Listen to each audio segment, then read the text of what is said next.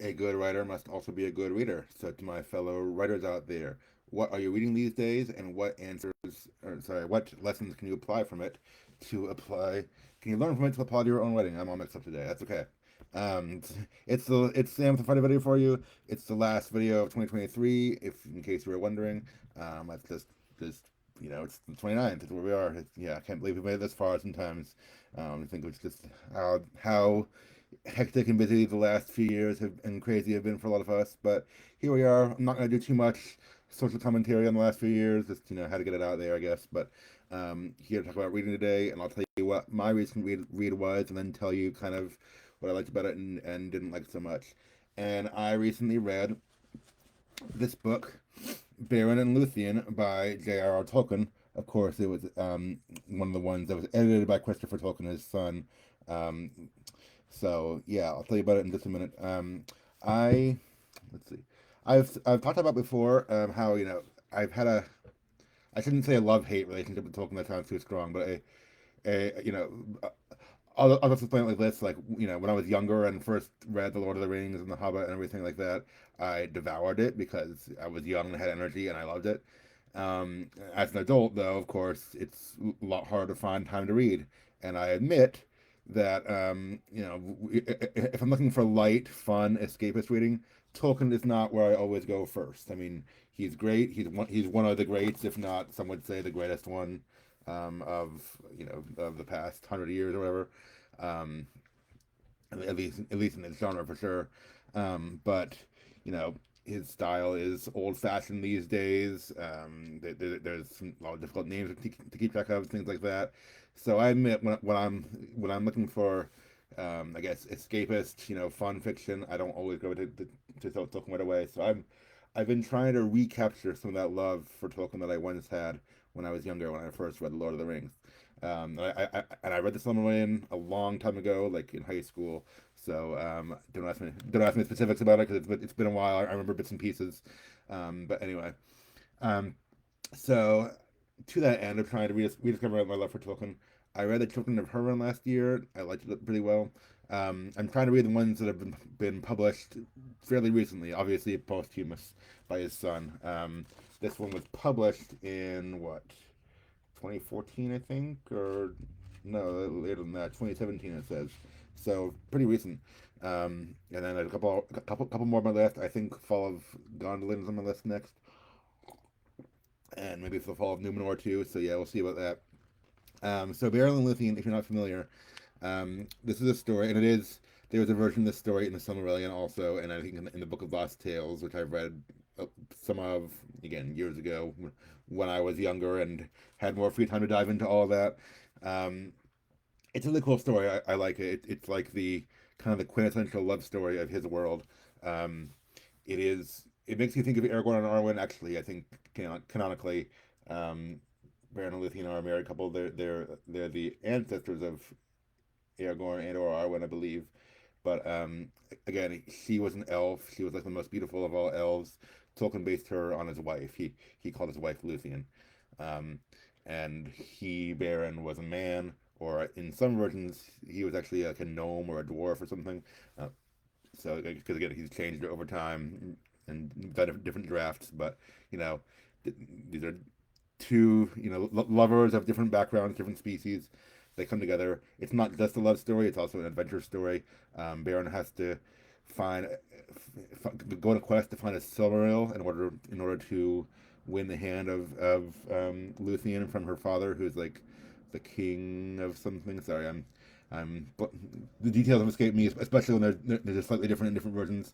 A Silmaril is like this magical jewel. That's what the Silmarillion is named after. The Silmarillion is largely about the quest for these powerful magical jewels and stuff.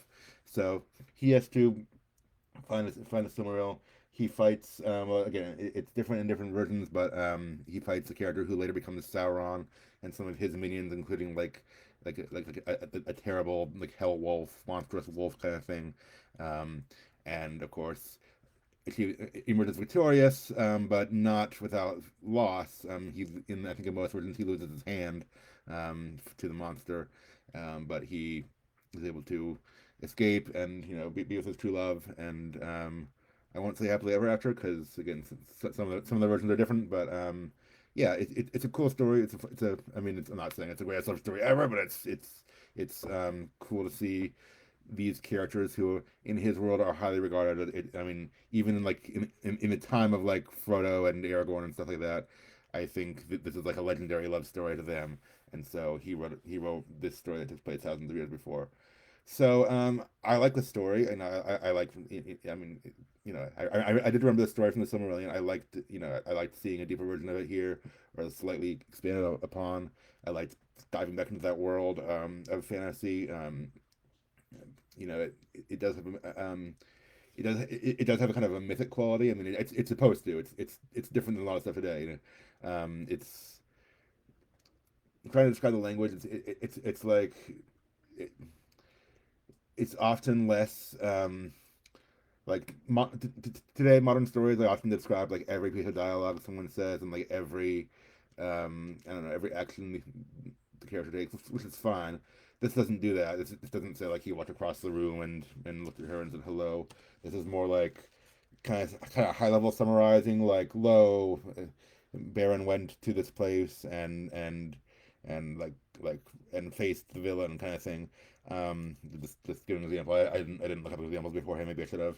Um, the language and the style of the story, they feel like a myth slash fairy tale, which they should. They're trying to, and I mean, and that wouldn't work for every single piece of writing. And different things work for different authors and different genres, but it works for this. It has that feel that you're looking for when you're looking for a high fantasy legendary story from someone like Tolkien. So I really like that. Um, I will say, reading everything in this book was tough. Um, this isn't just a narrative all the way through and I don't know if it's the Children of Her, whenever that one is pretty much just a narrative all the way through. This one, Christopher Tolkien actually put together several different drafts of the story from like different versions of his father's weddings, and he gave some commentary on them. So a lot of it is commentary and then like different versions of the same story. There actually is some of it's in poem form, which is interesting to read too. Um, but it was not just like if you're looking for an escapist fantasy and you just want to lose yourself in the world of the fantasy, I would actually not recommend this one. I'll explain on why. Okay, there is a part near the beginning I like this pretty well that just gives, I guess, the tale as it was originally published, or maybe it was finally published in Silmarillion. The tale of Tinuviel. Luthien is also called Tinuviel. I think it means hummingbird. Anyway, that's just another name for her. That version's about 50 pages long, and that kind of gives the whole story in prose, in like one of the most, um, I guess, one of the most centralized or streamlined versions. But after this, kind of it's commentary from Christopher Tolkien about the differences between the different versions, and then like passages extracted from each one. Some of them are in poem form, and sometimes he gives like commentary in the middle of two different passages, and that's the point where I kind of got lost. I admit. So I'd say this book is really good for someone who's like a scholar of Tolkien, or like I don't know, like a history buff or like a literary criticism buff who really wants to dive into the history behind different drafts and texts. If you're looking for just a fun fantasy story, this isn't the best book for that because it kind of takes you out of that world and gives you the commentary. It's kind of like watching a movie with the commentary on, or like or like with kind of the deleted scenes added into it, and the director explaining why each deleted scene is there. It kind of felt like that. So it does take you out of the movie. Some people like that kind of thing. Some people don't like it, or some people you might like it if you knew to expect it and you were in the mood for that. But I just want to give you a warning. It's not exactly a straight narrative all the way through. Um, so if you want the story of Beren and Luthien, there is this version for about 50 pages, and I think it's in a version of it is in the Silmarillion too. I didn't double check if it's the exact same version. Um, so anyway, good read. I'm glad I read it, but some of it dragged. Some of it was not what I was looking for. Um, like I said, I read Children of Her recently. Liked that one pretty well.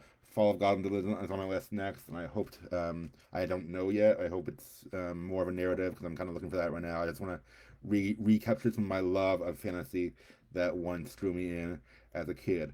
So I'll try to give one or two takeaways, and then we'll be done. I don't know.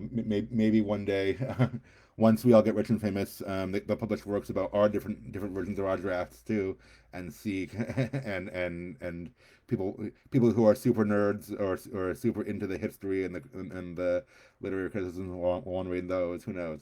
But no, yeah, it's yeah. I would say, I'm sorry, I'm actually blanking now. That there was a few different things I could think of. Um, be mindful of, I guess, if you are publishing a book like this, of what your audience wants. Like maybe there's a place for you to compare your different drafts to each other for your own internal use. It's probably going to be a while before any of us are at that place where we can actually publish a book of our old drafts and people will read it. I don't know if, hey, life goals, right? I don't know if anyone's gonna get there, or if it happens, maybe posthumously.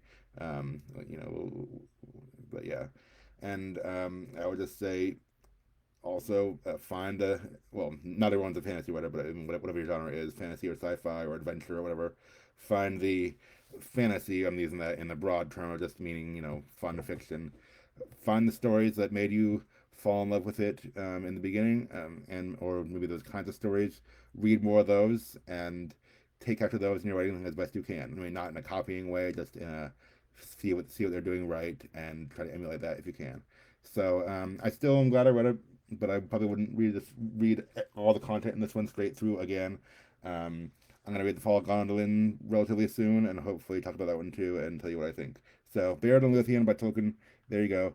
Good story with a lot of extra content. Check it out if you're super into Tolkien. Have a great weekend. Have a great New Year's, and I'll talk to everyone in 2024. Thanks for watching.